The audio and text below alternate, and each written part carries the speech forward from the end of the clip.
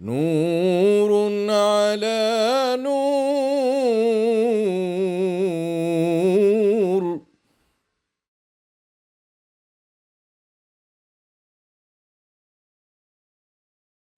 Assalamu alaikum wa rahmatullahi wa barakatuh, and a very warm welcome to everyone joining us today for this online event hosted by Shajarat an-Nur. My name is Ahmed Yamani, and I'll be your host and moderator for today's session. Before we begin, allow me to briefly introduce the organization. Shajarat an-Nur is a platform dedicated to reviving traditional cognitive frameworks inspired by the science of the heart, iḥsan. Through engaging talks, workshops, and live events, we aim to foster a deeper understanding of Islamic culture and tradition while connecting these timeless principles to the challenges and questions of our contemporary world. Today, under the theme of Suḥba, we're honored to have with us Dr. Qayyim Naoki Yamamoto. The title of today's talk is Islam in Japan and the Cultural Imperative. Dr. Naoki will guide us through the rich historical connection between Islam and Japanese culture and tradition. He'll also explore the role of iḥsan within the Islamic tradition and its capacity to renew and revive traditional Japanese cultural practices and ethics. Additionally, he'll touch on aspects of the Japanese tea ceremony and its enduring significance. Some words about our esteemed speaker.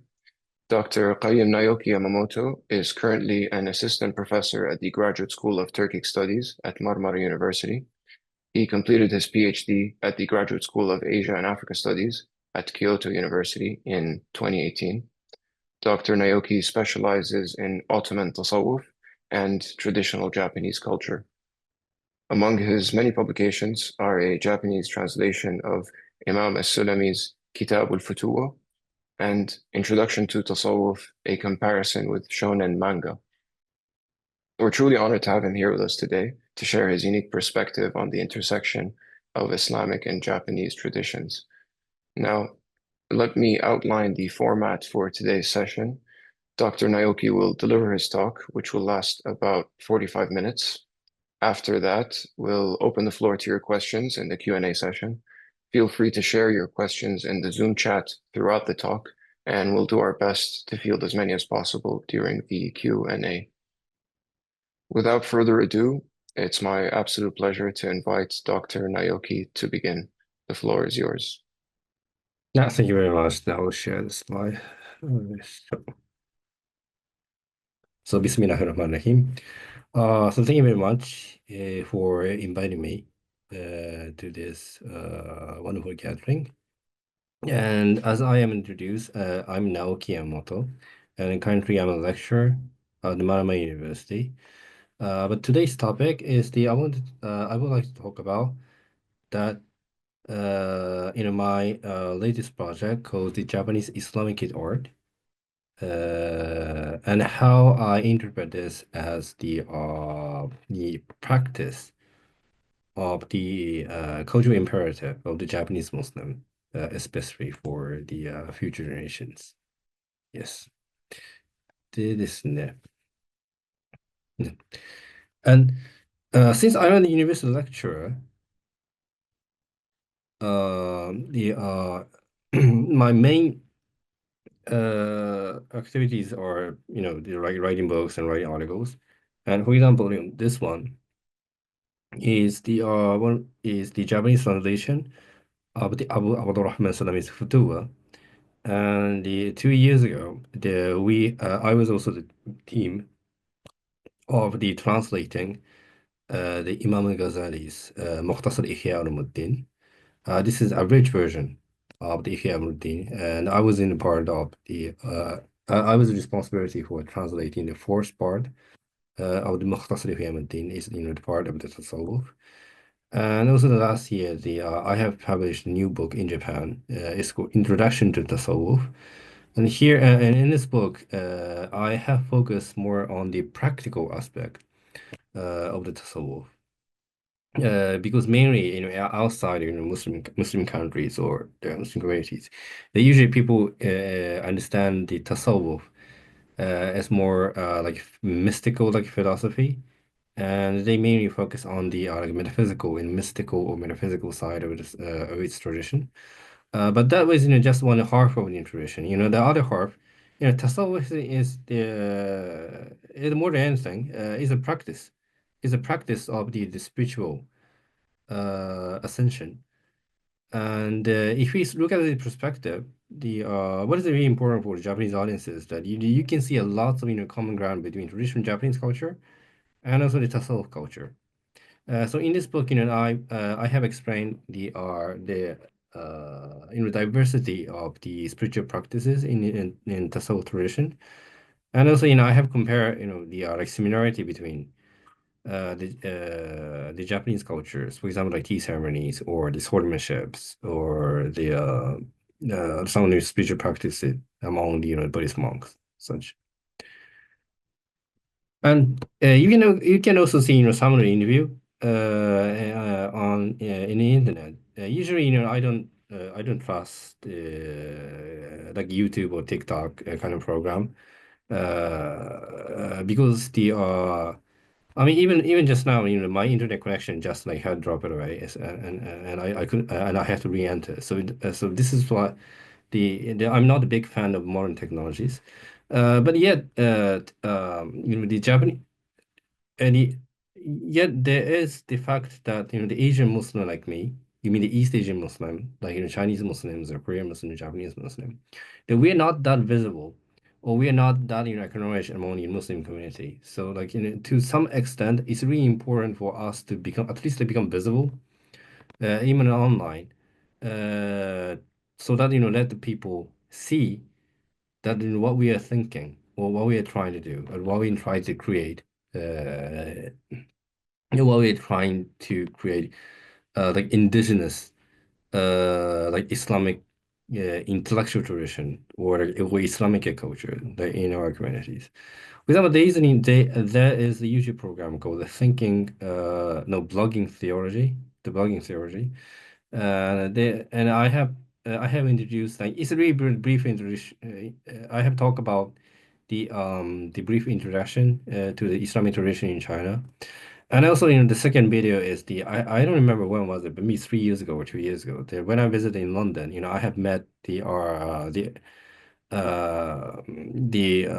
brother like Paul Williams. And he is the organizer of this the YouTube channel, and I have performed tea ceremony in front of him, and it was just like Japanese tea ceremony. But at the time, I talk about the potential of creating or imagining, the like Islamic like tea ceremony in the future. And right now, I think maybe it was 3 years ago. But right now, for example, for the past 1 years, now I have been organizing the Islamic tea ceremony now. So like this is uh, so this is to some extent what I have achieved. Because again, like this was also one short or essay that I have published. I think it was also like 2 years ago. Then. And here, I have discussed about, so the title of my essay is it possible to create like a Japanese Islamic culture? Is it possible to create a Japanese Islamic culture? Here, in this essay, I talk about the possibility of imagining the Japanese Islamic culture and how it's important to imagine the indigenous or the vernacular culture so that, we can gain um, so that we have developed our own way to contemplate about Islam or to articulate about Islam. But at the time it was just a possibility. But right now, for example, like this is it was I think it was in program last year. Then I have organized the Islamic tea ceremony, and not only in Japan, but also I have organized in London as well, at the Yunus Emre Institute. It's one of the cultural like institute run by the Turkish government. Uh, so at first it was just like a possibility, but right now right now I'm already like practicing, and and I have been doing like a try and error, like what would be like appropriate like in the Japanese Islamic culture, what should not be what kind of element that should not be in the current culture. So uh, and the one reason why I have started this so-called like cultural experiment is that there is the famous article written by the Dr. Umar Farooq Abdullah. The name of the article is called Islam and the Cultural Imperative. This was Dr. Umar Farooq Abdullah. He and I just read this quotation. So he said that in history, that Islam showed itself to be culturally friendly, and in that regard, has been likened to the crystal clear river. And it waters in this context. In this context, it means Islam. That its waters are pure, sweet, and life-giving, but having no color of their own, and reflect the bedrock. It means the indigenous-like culture, that over which they flow. And in China, Islam looked Chinese, and in Mali, it looked African. And sustained cultural relevance to distinct people, diverse places, and different times underlaid Islam's long success as a global civilization. The religion becomes not only functional and familiar at the uh, local level, but dynamically engaging, fostering stable indigenous Muslim identities, and allowing Muslims to put down deep roots and make a lasting contribution wherever they want, where they went. The here and what he trying to make is really clear. That this Islam, its religion itself, has not, it doesn't have like specific like a cultural like a color. This is just like a pure like life-giving, like inspiring like force. Yeah. So that's why like the every Muslim community that on this earth, they have developed their own like a vernacular, like Islamic like a culture. For example, when you go to the Malaysia and you can see the mosque like built in like a Malay like style, and if you visit like China, you can see the masjid was built in a Chinese style. And say it was in, for example, like Syria or the Egypt or the North Africa, or the Central Asia, or the India or the Pakistan in South Asia in general. Then we Japanese Muslims must also think that, for example, as long as like we are just like following like Arabic style of like Islamic cultures, or if you're just like imitating like a Turkish style of Islamic cultures, then it doesn't then we cannot build our own community forever. But it doesn't mean that we can remain in the really like shallow or superficial level of like nationalistic like oriented like Muslim identity. Like that we can take like inspirational like force from the every other Muslim community like outside Japan, but also in the same time that we need to like put our interpretation to the Islamic culture, so that in the Islamic civilization can enjoy like a new creativity.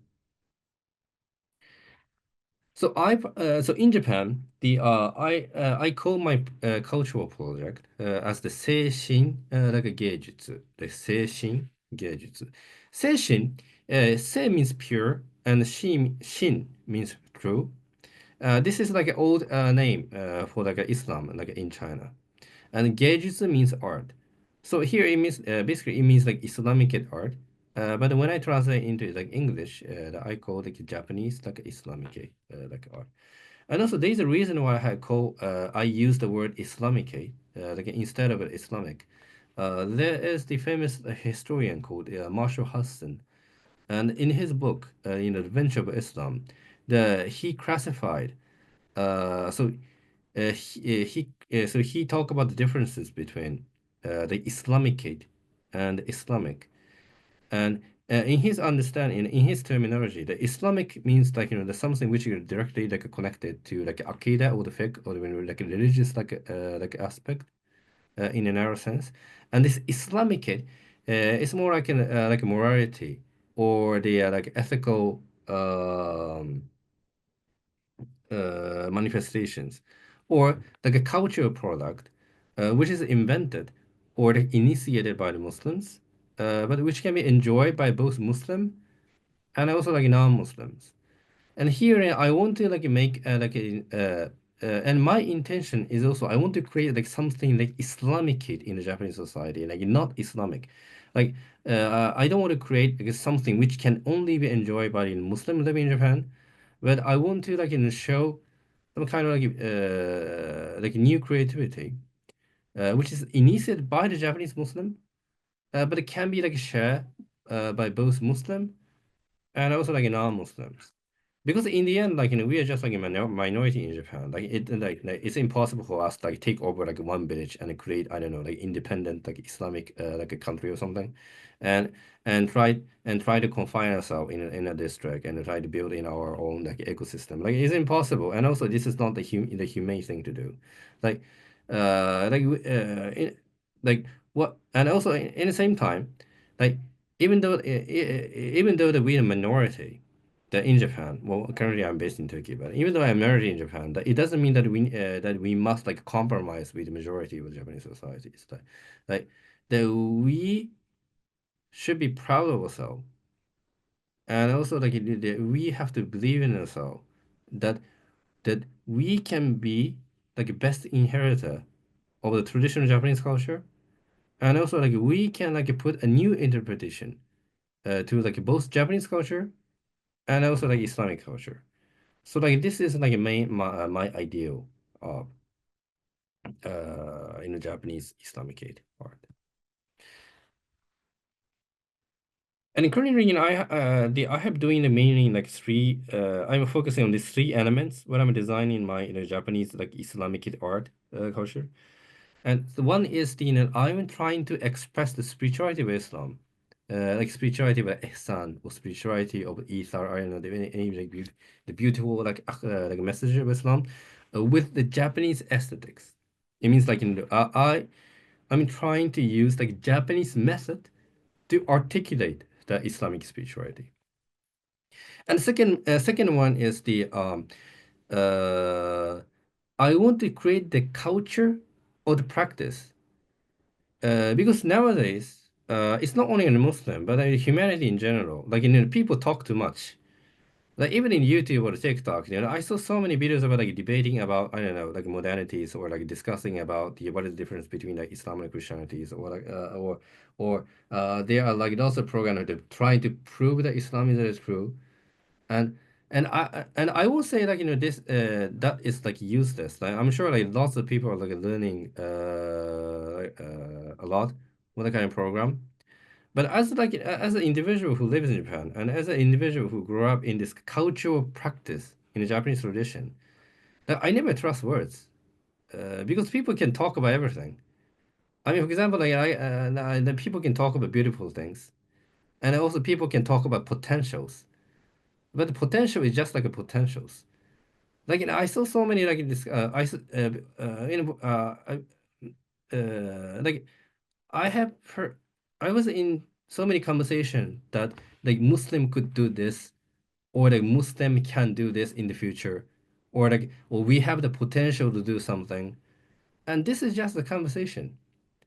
I mean what is more important is just like start to practice something or start to like produce something, and then we have to engage in the process of the try and error.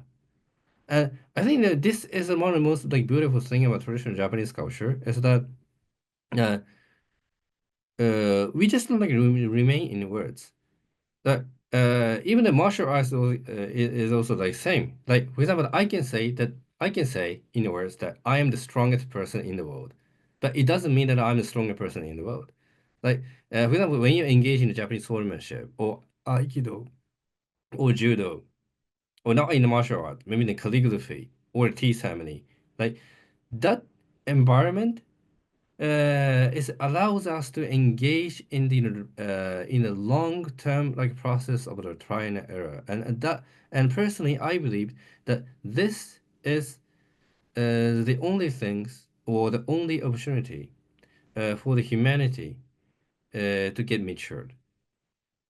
And the third one is I want to create like the art can be found in like everyday life. Uh, it means like I'm not my intention is not to create like a super like rich I don't know like cultural like artifact which can be only like purchased by like rich people or that I don't want to make a presentation that which only like the elite can enjoy what I'm talking about.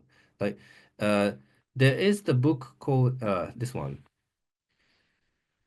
In the right one, there is a famous like artist. It's called Soetsu Yanagi. We call it Yanagi Soetsu, and he is the founder of the cultural like movement called Minge Undo. And Minge means handicraft, and Undo means like a movement. And in his book, that he discussed about real art is the art can be found in like everyday life, and he said that it is obvious that if you put like millions of money to create something, and if you like, invest on like billions of money, then it's obvious that we can create beautiful things. But what is more challenging is that if is whether we can find like true beauty in the cup that that we use for every day, or in the tea that we pour for in every morning, or the clothes that we wear for the everyday. So this is how so he defined that the reality, and maybe in Arabic we might call it as hakika. The hakika can only manifest in the beauty of the everyday things. And I want my Japanese Islamic art that should be the same. Like I don't want this art can be only like stored in a museum or in the library. Like I want to create like a culture with the Islamic culture. Like even in the slide I use the word Islamic, but it's wrong. Islamic. Like I want to create the culture which can be like, enjoyed by both Muslim and also non-Muslim in Japanese society, but in the daily basis. So that's why I have designing so-called like handicrafts like which can be used for our daily lives. And this is the first the article I have designed. I think it's 5 or 6 years ago. This is the fan which I use for my Islamic like tea ceremony. And you can see that there's the Chinese character like written on this fan, and this is the quotation from the Chinese Islamic classic. We call it this Chinese Islamic classic as Han Kitab, the Han Kitab. Han is like Chinese, and Kitab is like a Kitab, the book. And this book is called like Wogunwe, means the 5 phases of the moon. The author like Liuzi, he explained the spiritual ascension of the humanity by referring to the the movement of the moon. So this is one of the most famous like tasawwuf like literature which can be found in the history of Islam in like China. But like, as an academician or as a like a lecturer in university, I can give a lecture about the about the Islam in China, or I can write an article about Islam in China. But uh, if we write an article, then only the people who are already interested in the field will read this article. But what we should do as the intellectual imperative, as the academician, that we need to introduce this intellectual heritage as like wider audiences, and also like not only for like the Muslim like elite, educated circle, but also like non-Muslim like audiences.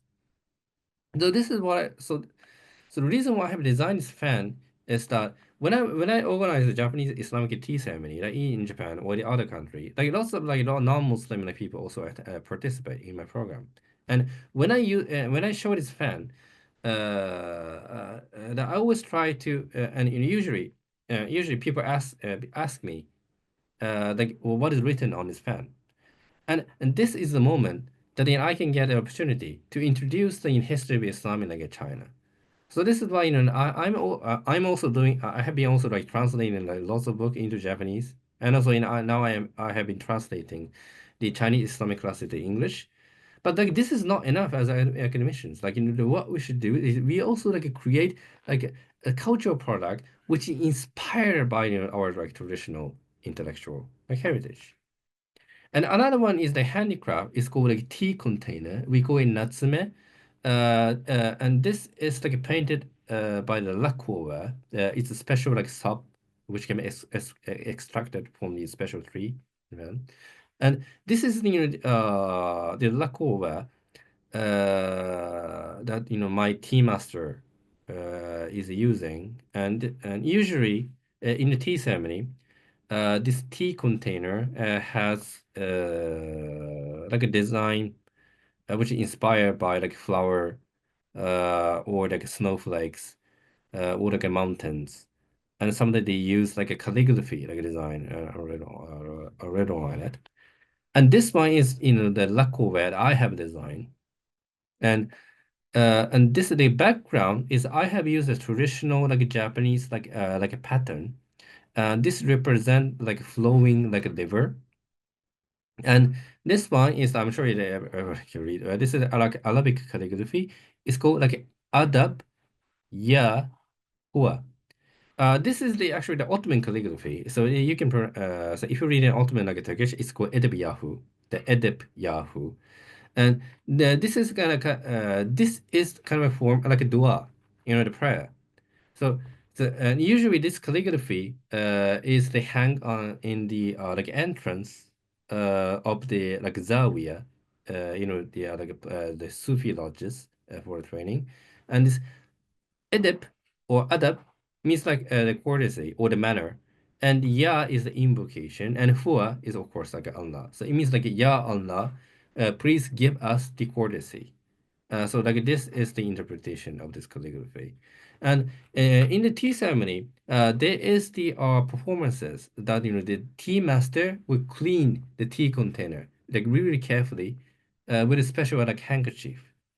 And in this training, usually the master teach the disciple to clean the tea container as if this tea container is your heart. So that's why I put this like dua like edeb in on the tea container, because if the Muslim tea master, when the Muslim tea master like clean the tea container, that I'm sure of it, like they will make like dua towards Allah, so that Allah give us the opportunity to cleanse our heart. So this is how I'm trying to put like Islamic interpretation to like designing the tea container. And also like this is another like a tea container I have design. So this is my favorite like a calligraphy, which you can see in the Ulu Jami. This is a really famous Jami in the Bursa, in one of the city in Turkey. And this like four wa represent the Asma Allah al-Husna, the beautiful names of Allah. Oh, and also I have a design in the Tenugui towel as well. And here, this is the Ottoman Turkish, and also this is Persian as well. It's called Futuwwa. So like I use this Tenugui handkerchief when we organize the swordsmanship program with the like Japanese Muslim like children. So this is the so I will talk later, but my latest project is trying to design the Islamicate Japanese swordsmanship educational program for the young kids. And since I'm teaching young kids, so that's why I named the Futuwwa.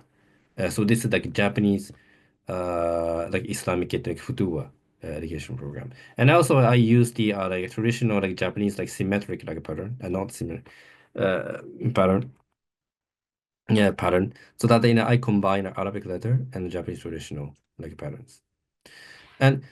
And I took some, for example, the photo when I organized Japanese tea in my Japanese Islamic tea ceremony thing. And this is, tea container I have a design, and this is also my tea container I have a design. And but other like tea utensil is like something you can buy in Japan, in a store in Japan. But I mean, this is my personal opinion, but I see some kind of harmony here.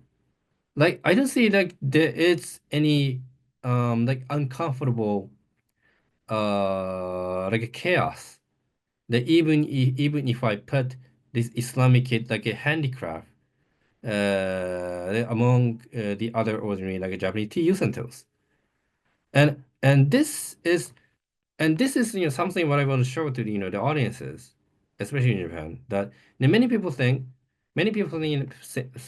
that Islamic culture is something really alien to them. And in order to like break this like in prejudice, then many Muslims say that there is a possibility that we can create like harmony between like Japanese culture and Islamic culture.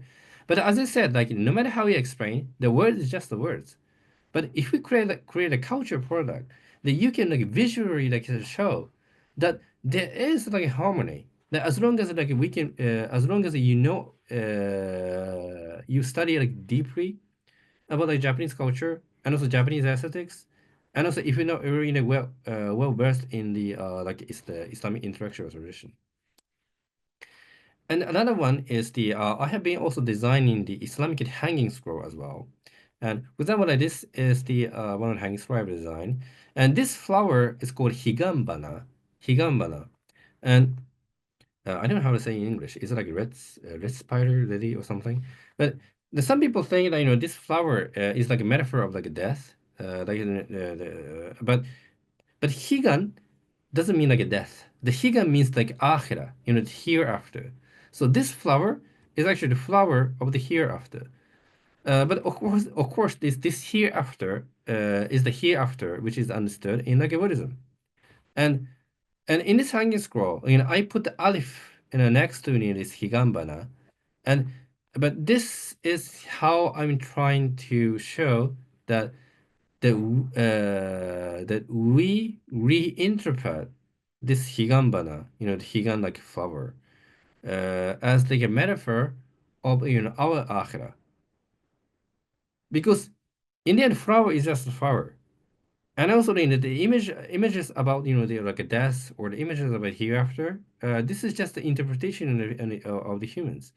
And and here this higambana is interpreted as a symbol of the hereafter in Buddhism because the Buddhist monk they use this flower as an interpretation. But it doesn't mean that they can just like monopolize this flower. Like we are also living in Japan, and we are also like seeing this flower, and then this flower should also have like a multiplex like interpretation.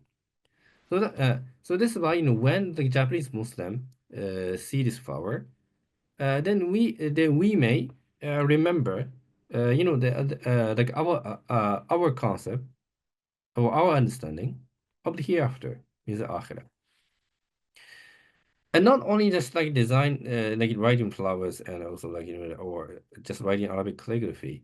Um, and during the studying about Islamic calligraphy, I found out really interesting things that it means which is that every Muslim community like they have developed their own style of like writing the calligraphy. The khat.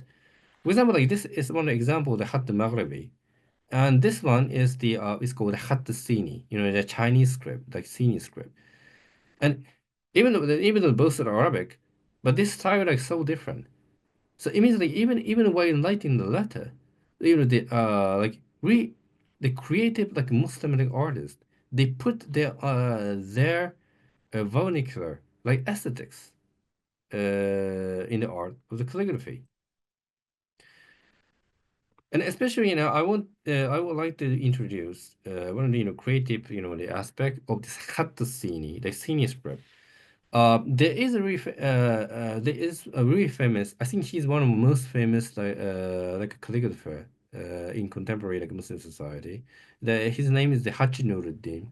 He himself is also Hui Muslim, and he is the one who is introducing the Khatt Sini to the world. And this is one of the Khatt Sini that he have designed. And and one of the interesting thing is that this one of the exact characteristic of the Khatt Sini is that when you read vertically, you can read as like Chinese letter. So this means it means like to worship.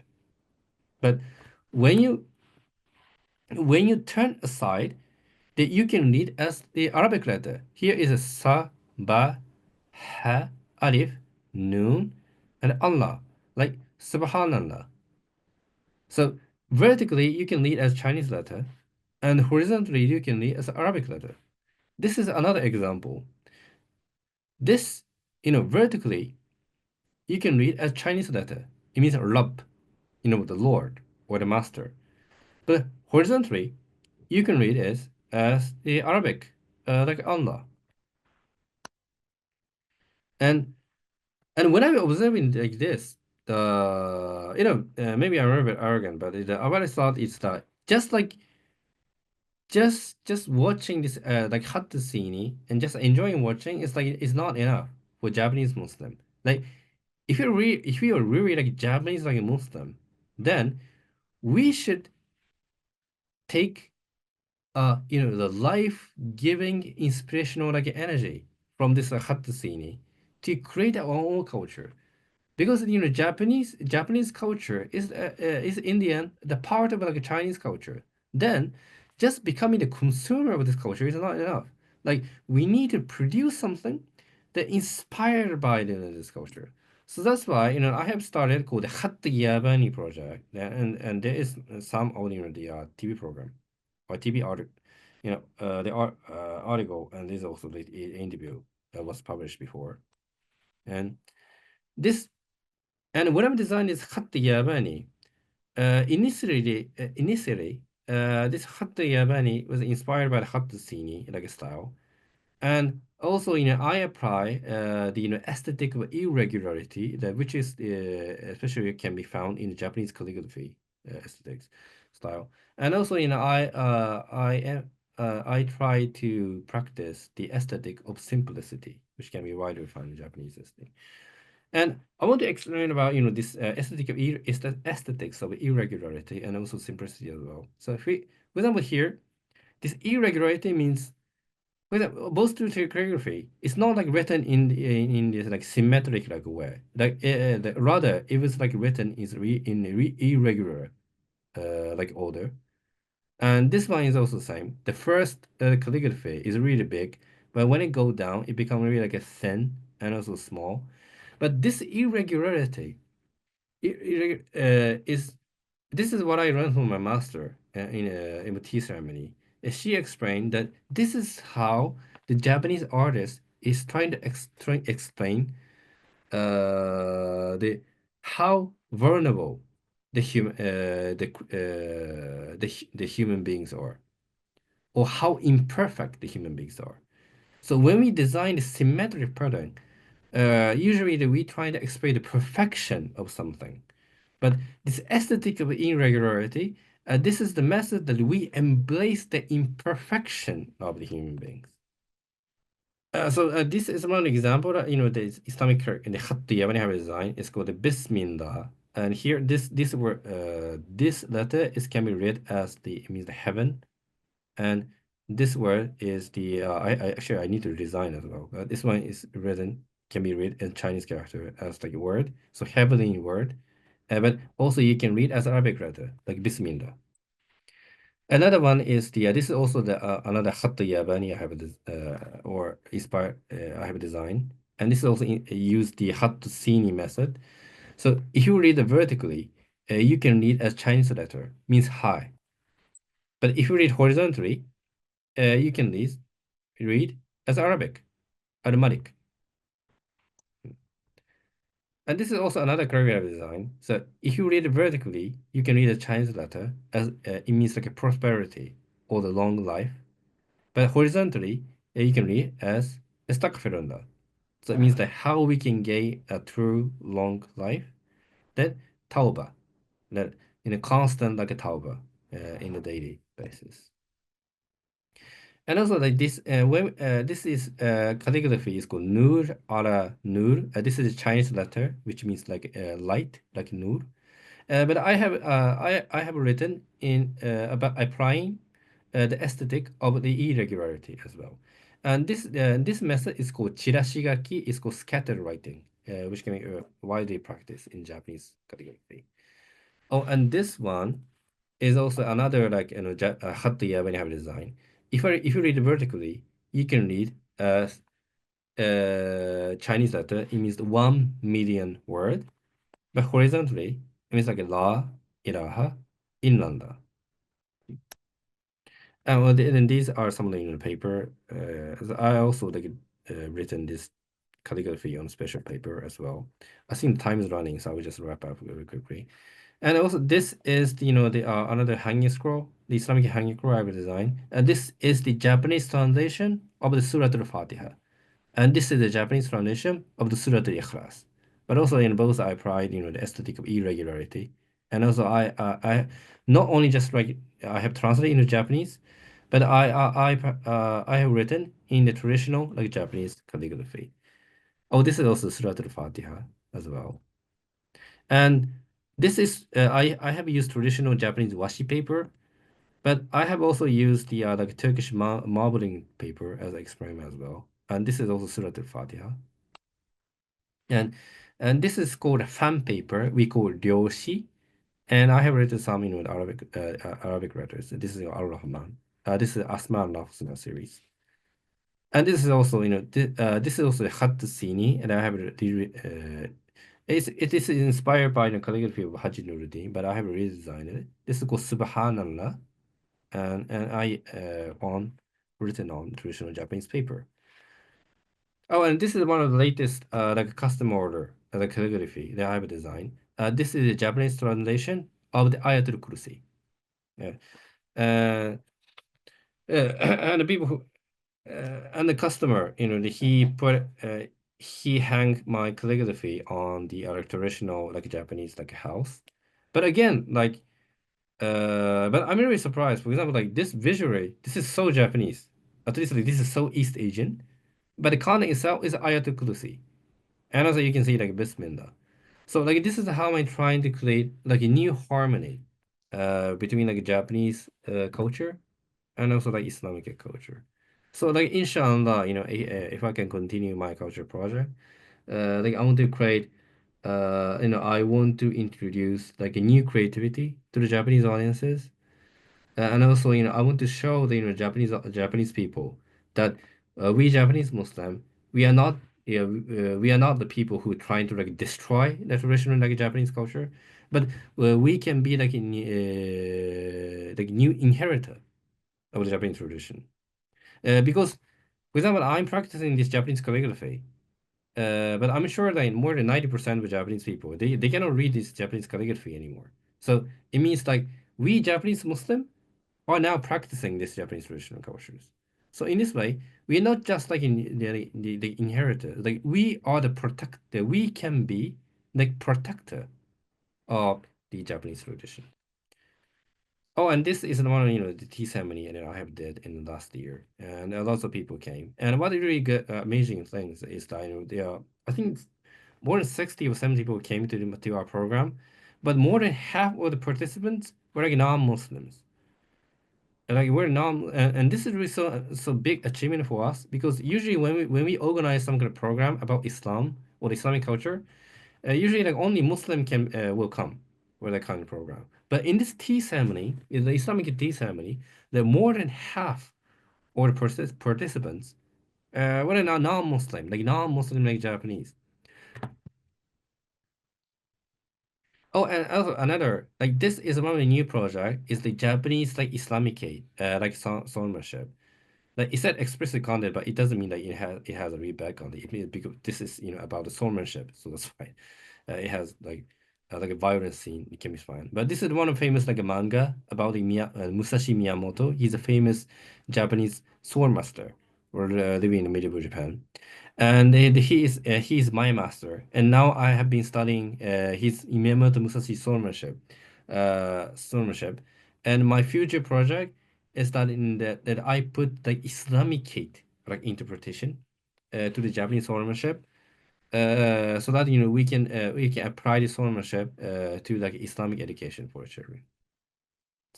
So thank you very much for hearing. And if there anyone who want to order my Islamic hanging scroll, you can always contact to this futuwwa.art@gmail.com that I can share the catalog and also the price list.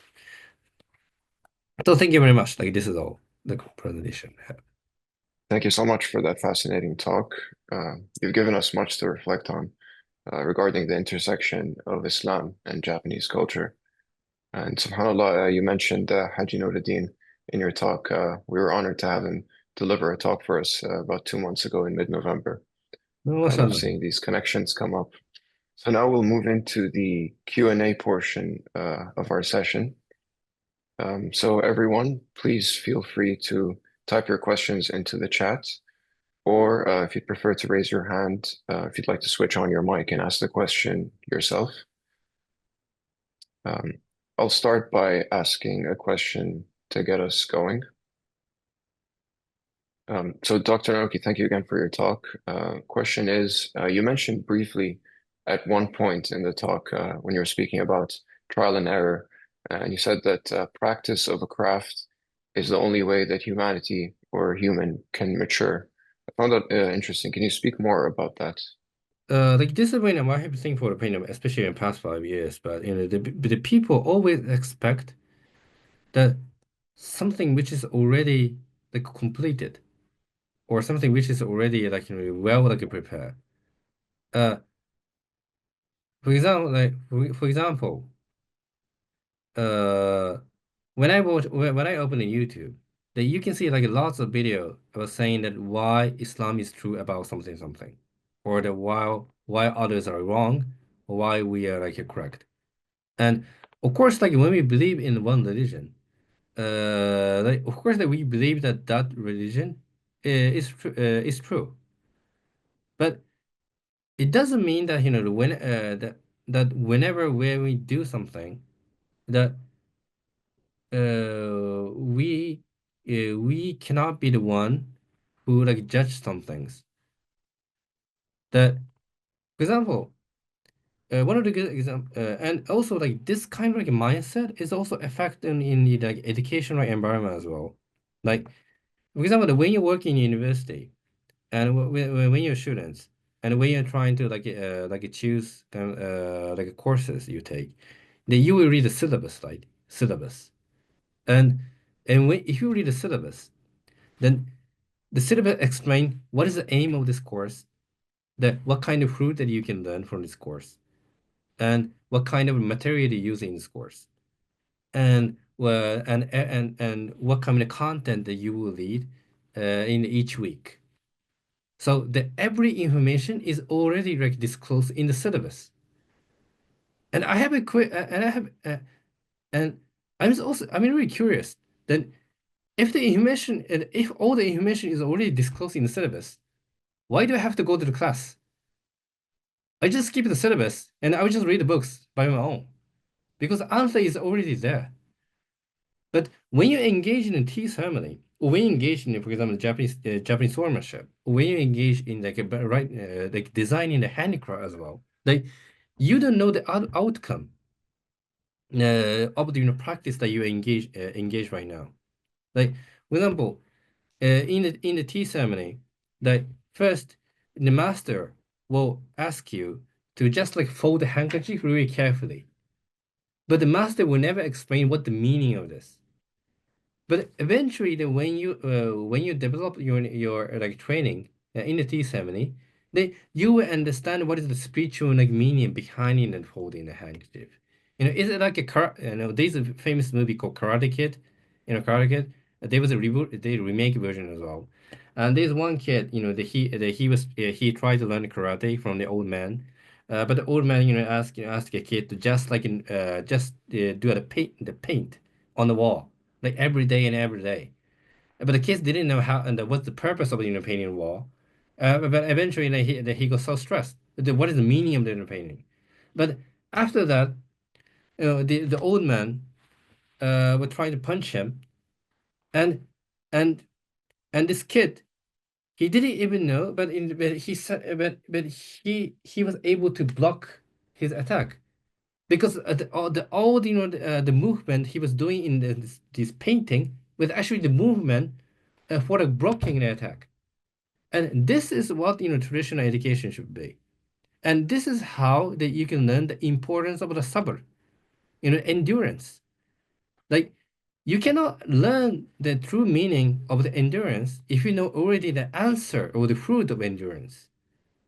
And if you read and if you attend, for example, lecture about like sabr or like a lecture about the altruism thing, the people are already explain why the sabr is important. Then then the people will just practice the sabr only for that purpose, then that sabr is not like not the true like a sabr, or not the true like a ithar, or not the true like ihsan. Like the real akhlaq is only challenged when when you don't know the outcome of it. And this is how so and especially this in this modern education, the human people are like becoming like more and more like a machine. That you already know what kind of emotion that you input, and that is the only way they know they know how to move.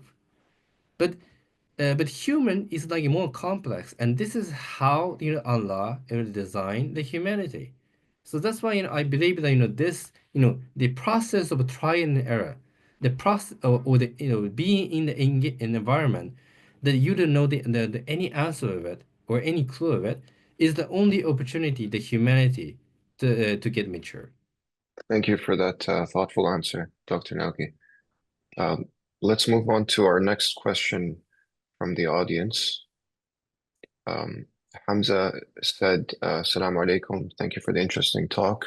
My question is, could you provide us with a model or approach to embodying this Islamic approach to preserving and beautifying our own cultures through the principles you described? No. Beautiful I don't question. have like specific model because as I said, now I'm still trying and error. But there's some of the criteria I've been very careful about it is that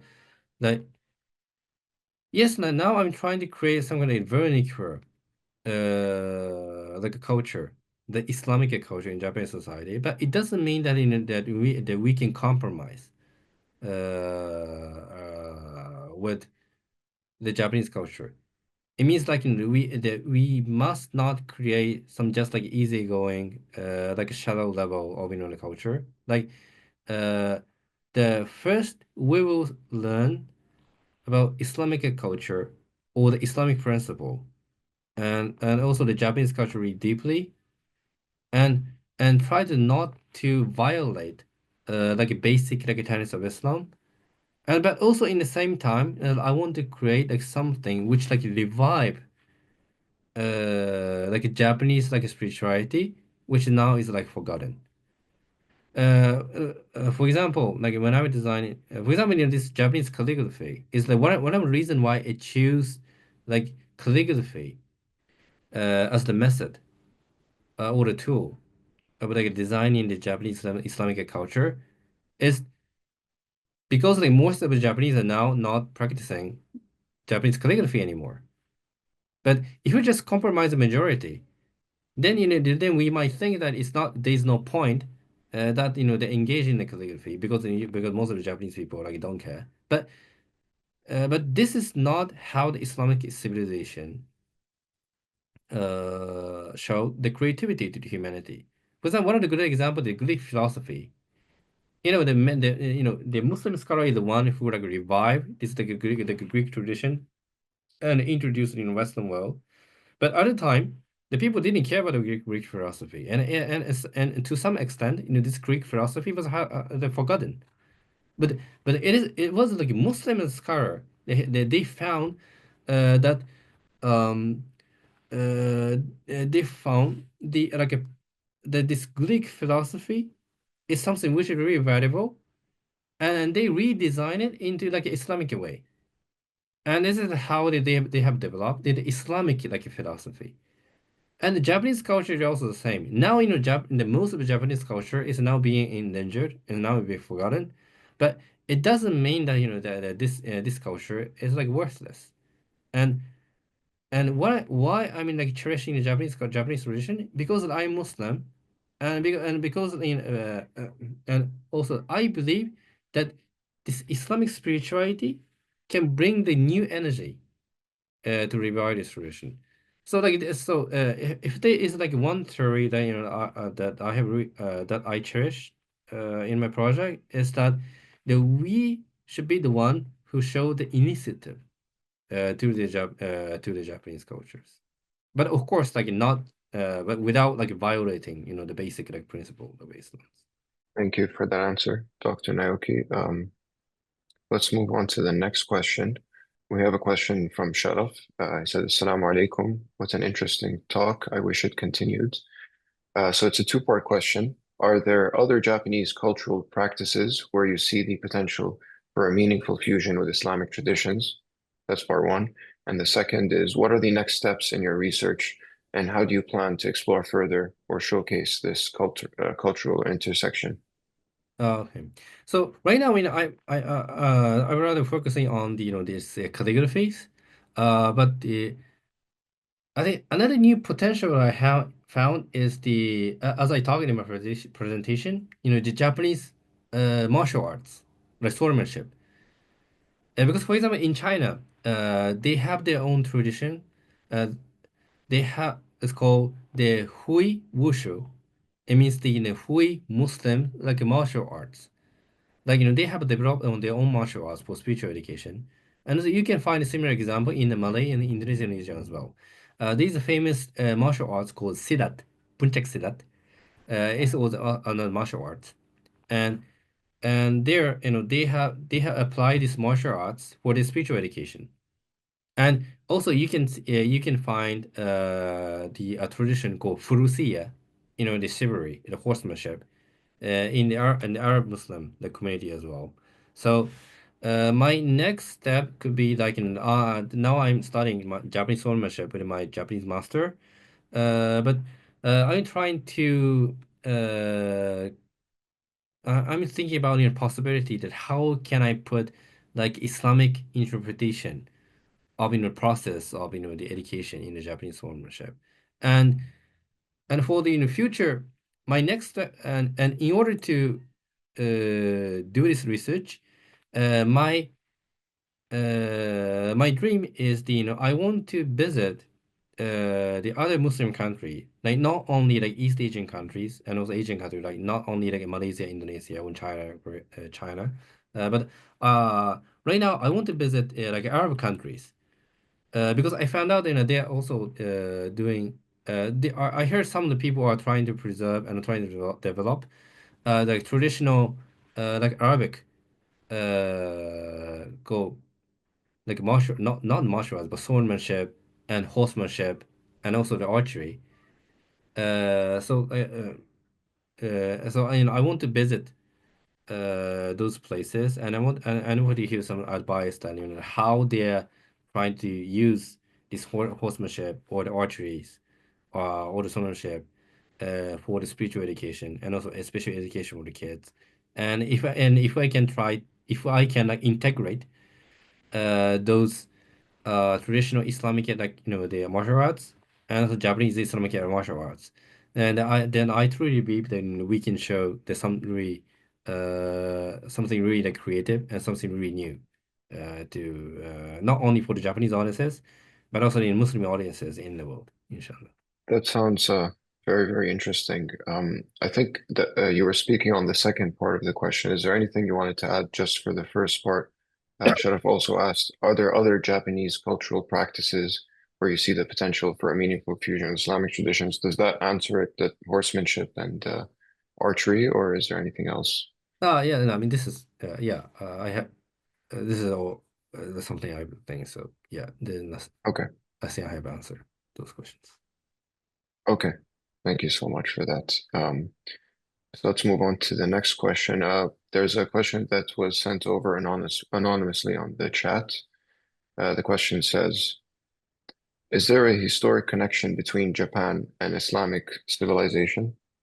Now, so Japan is one of the rare country which don't have a really like, strong connection with the Muslim countries, like before the modernization.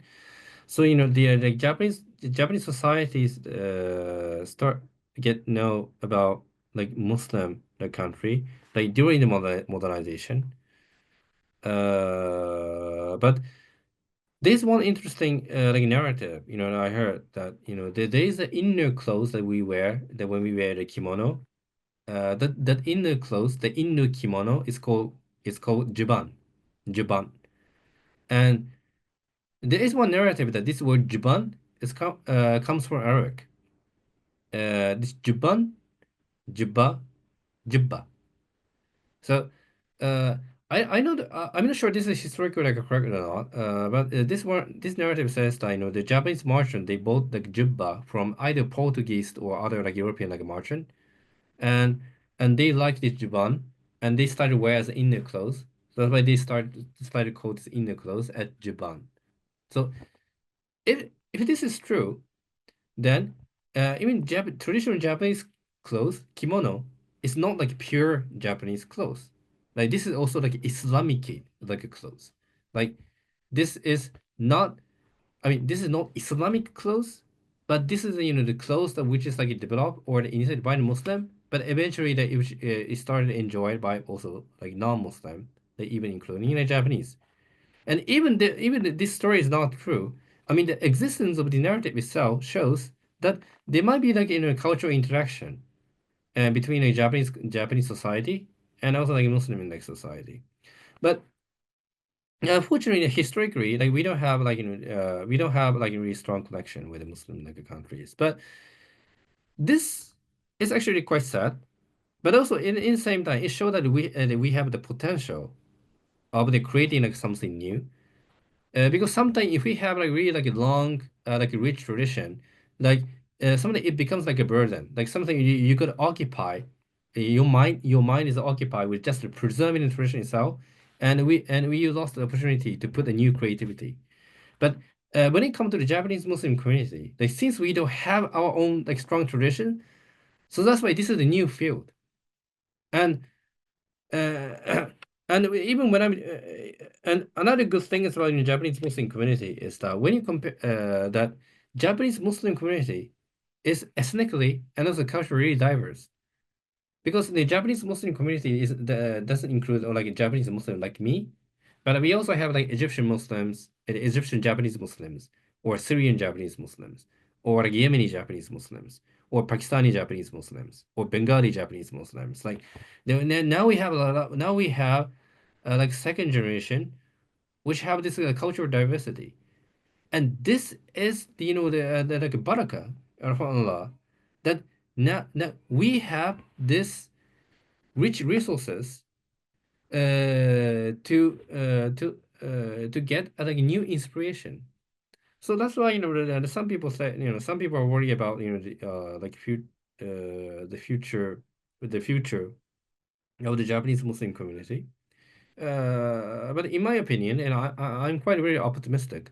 And also I truly believe that now we are the one who can like trying to reshape like a Japanese culture in a really like unique and positive way, inshallah.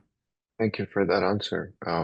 Just further on that, are there direct links in terms of the Japanese tea ceremony and Muslim tradition? Japanese tea ceremony, like so far, I never found like the direct connection to Japanese tea ceremony to the Islamic tradition. So this tea drinking culture itself like came from China, and the but this tea ceremony itself was developed by Japanese like artists during this in the 15th century to the 16th century. But one of the interesting about this tea ceremony is that, especially like in the West, this tea ceremony was is known as like Zen Buddhism like oriented like a culture, but this is not true.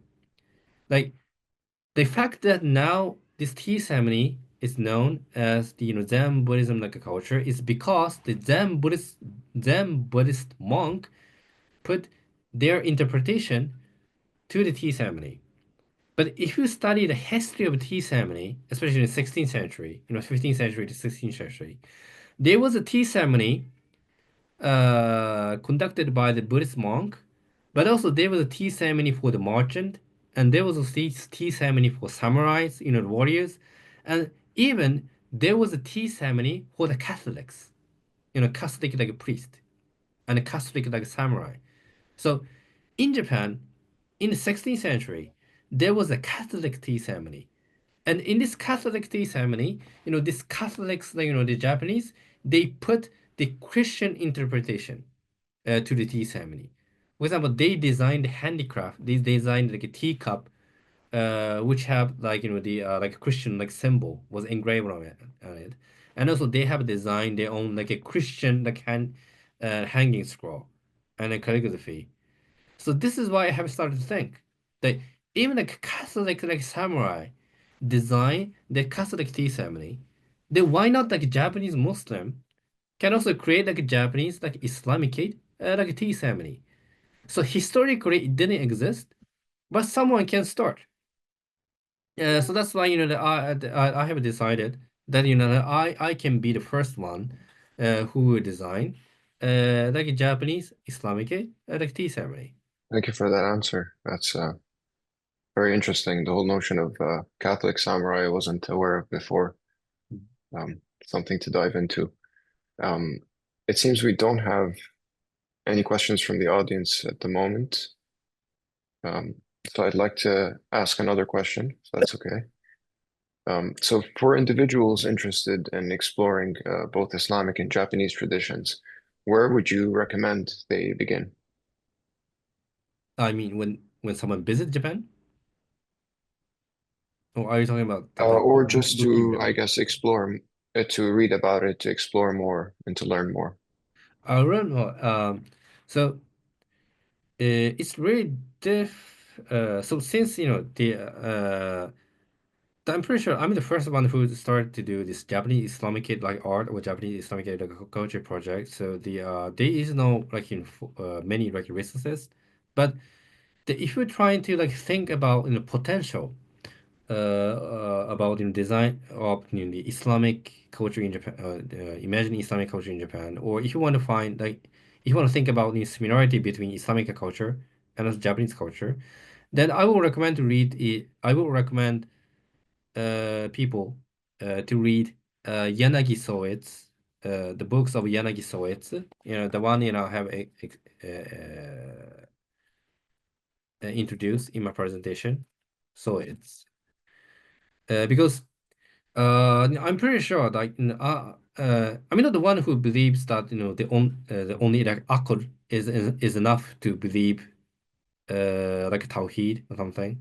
But when I read the books written by Yanagi Soetsu, I can see as if like this book was like written by the someone who believe in like unity, like Tawheed. Like this is really interesting. Like he doesn't have this kind of face, but in the way he described the Japanese aesthetics is it give us the inspiration that I can put like in my Islamic like understanding on the Japanese culture. So I would definitely recommend the people to read the Yanagi Soet's like books. And also, if you want to learn about common essence of the tea ceremony or the Japanese tea culture, then Okakura Kakuzo's book, the Book of Tea, Okakura Kakuzo. His the Book of Tea is definitely one of the best book you will read. So I would recommend Yanagi Soetsu and also Okakura Kakuzo. Thank you for that, for the reference. I see from the audience, Aliyah has a question. Would you like to type it into the chat, or would you prefer to ask the question yourself in the mic? I will give you the option to unmute. Assalamu alaikum. Wa alaikum salam, please go. Assalamu alaikum, Sidi Yamamoto. Thank you very much for the talk today. Konbawa. Here in Spain, it's coming to the evening.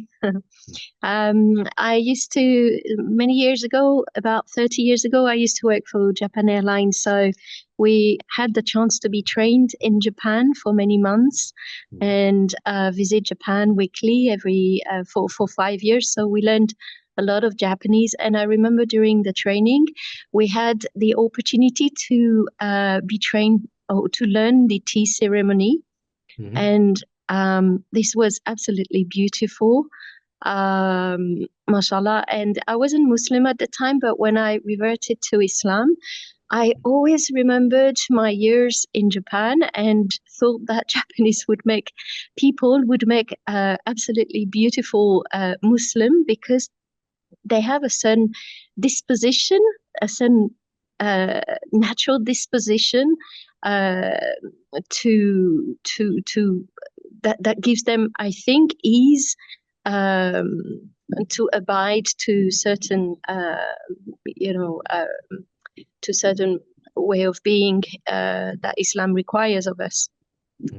And so here in Spain, we have a Zawiya in Granada, and I thought maybe, I'm not sure, but maybe it's in place already. It would be wonderful to see a Zawiya opening in Japan. It's a place here in Spain where there's a lot of young people who take time off work and time off their studies, or part of their studies, and they seem to have a certain group. There's a certain group of them, and they travel between Turkey and London and Granada in Spain, and this is a right time really to invite young people and of all ages, even to Japan, and insert themselves within the culture, the Japanese culture, and infuse themselves by the culture, and learn to fuse it with Islam, and then they go away and tell the world about it.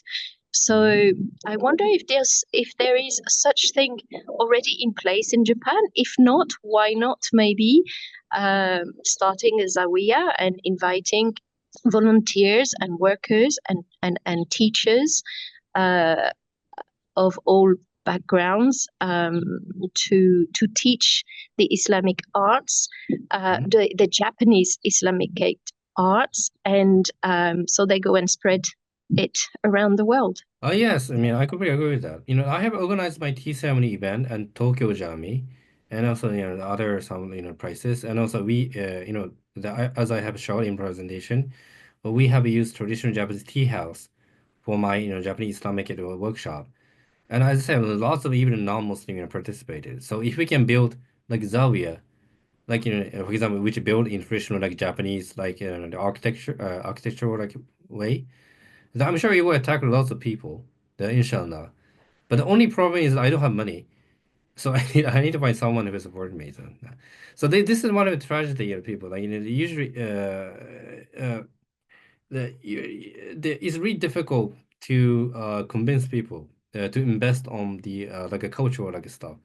Because many people think that they want to see the instant outcome. But creating the culture requires the time, and also it requires lots of like resources. And sometimes you can only see the outcome in 50 years or 100 years or even in 1,000 years. But if you live in the city or the places that you can see which is surrounded by the historic Islamic and historical heritage.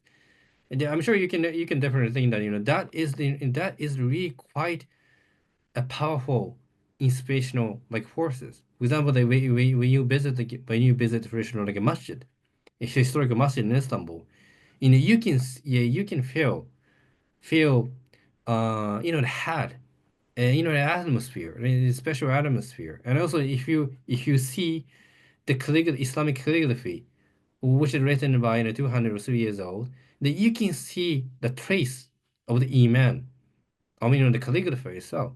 So yeah, like inshallah, unfortunately, I don't have I don't have like enough resources right now, but that was also my my like dream as well. Like we need to like build some kind of like good lodges like Zawiya or maybe like Tekke, so that we can teach like Islamic culture to the people who come there. Inshallah.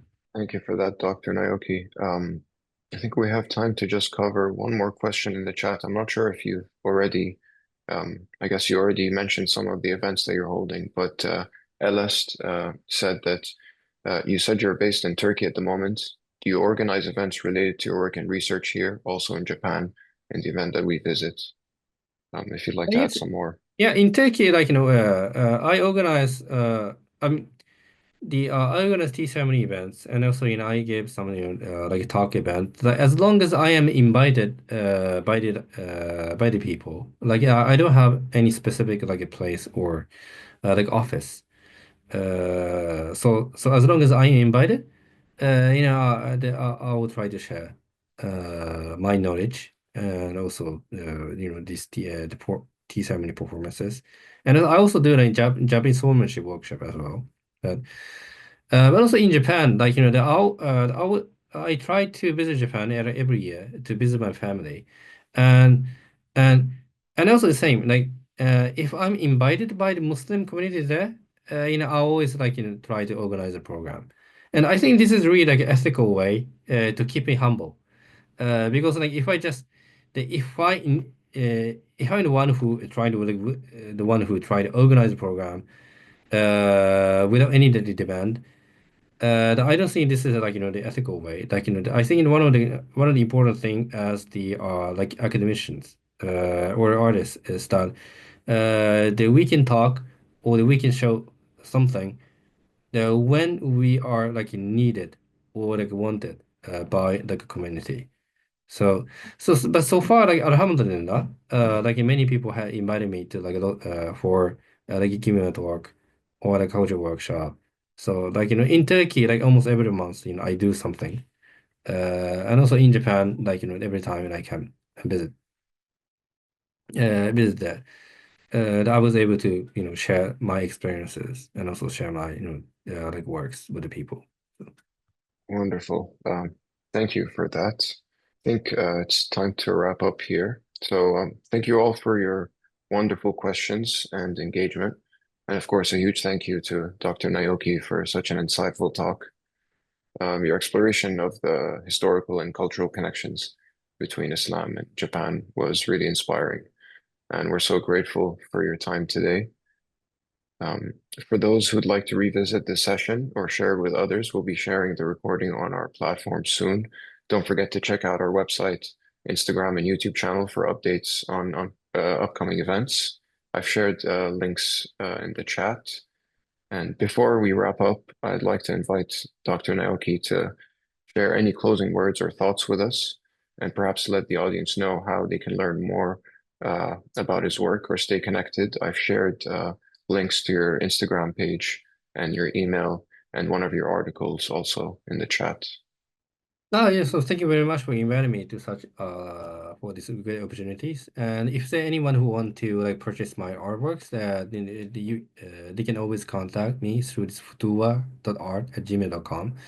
And if there anyone who want to invite me to your country or to your city, you can also contact me through my email. And if I have an opportunity to visit your country, then I'm also willing to share my artworks, and also I can also perform the tea ceremonies there as well. So inshallah, I hope this event will open new opportunities, not only for me, but also not only for you as well, to show so that we can show some kind of beauty to the world, to make this world better, inshallah. Bismillah, I hope this event bears fruit and future events as well. Thank you once again, Dr. Naoki, and thank you to everyone for joining us today. We look forward to seeing you at our next event. Assalamu alaikum wa rahmatullahi wa barakatuh. Wa alaikum salam. Thank you very much. ありがとうございます。